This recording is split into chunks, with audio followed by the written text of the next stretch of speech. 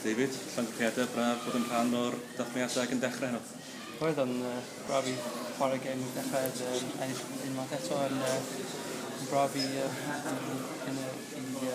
fynd trwy i Ffrainc. Dipyn o'r clyster yn doedd o flaen cefnogwyr Cymru yma yng Nghaerdydd. A dim pwysau i gael canlyniad?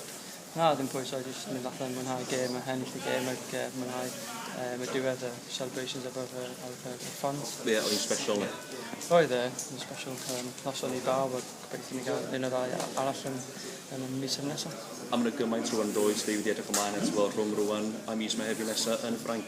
Oes, mae'n popeth i chwarae am rwan. Mae'n i mynd i Ffrainc yn bach o gobaith i ennill y gemau, so gwyn gweld beth yn digwydd. Ac eich chi'n bersonol, jyst chwarae'n rheolaidd a trio dal bod yn rhan o'r garfan herwydd mae pawb eisiau mynd i Ffrainc?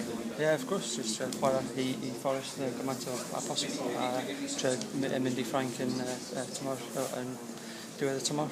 Herwydd oedd edrych yn ôl ar y grŵp yma, mae'r teimlad o undod o fewn y chwaraewyr am y team spirit ac yr ysbryd mor dda.